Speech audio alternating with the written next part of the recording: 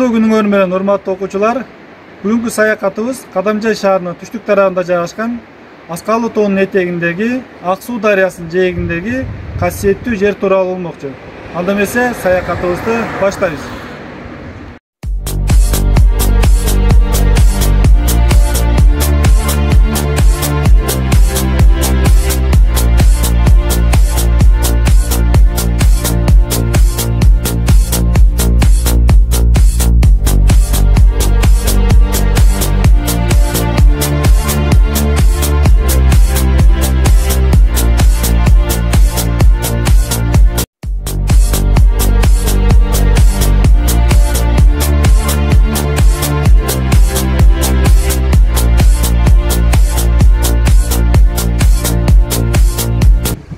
Алгач бул жер менен тааныштыраардан мурда силерге Азирет Али тууралуу кыскача айтып берейин.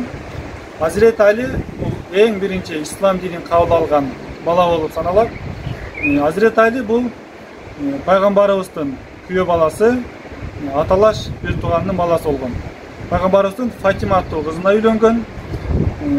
Азирет Али 4-чү халифа болуп эсептелет. Эл оозунда мындан 1400 жыл мурда Азирет Али ушул аймактарга ислам динин жеткирип жүргөн мезгилдерде ушул жерге келип намаз окуган экен. Ушул намаз окуп аткан учурда таш балкы берип тизесинин изи калган экен. Ал эми азыркы убакта бул жерге көптөгөн аймактардан келип бул жерге зыярат кылышат. Зыярат кылып Куран окуп кетишет.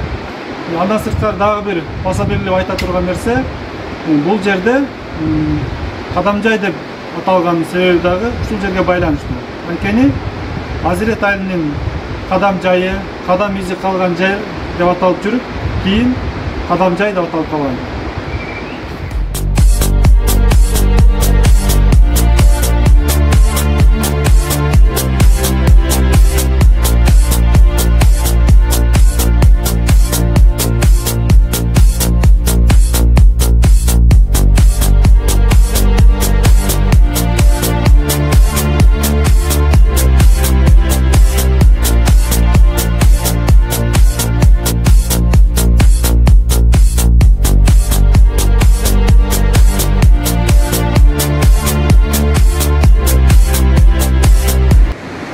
Бул жай 1999 жылы Ашар жолу менен оңдоо түзөө иштери жүргүзүлгөн экен.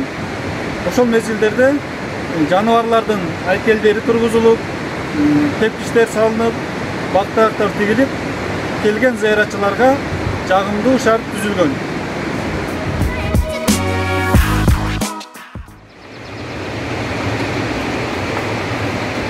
Ал эми бул салынган жардын кырындагы кууш жол менен бул жайды айланып, зыярат кылып чыгууга болот.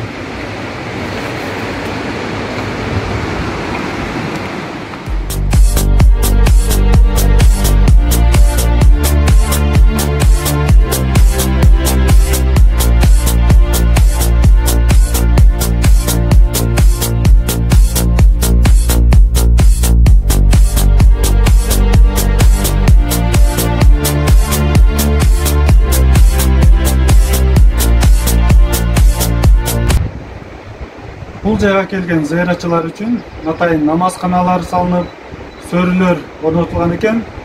Андан сырткары бул жакка келген үйлөнүү тойлордо жаш жубайлар келип, бул жакка Куран окутуп, бата алып кетүү адатка айланган.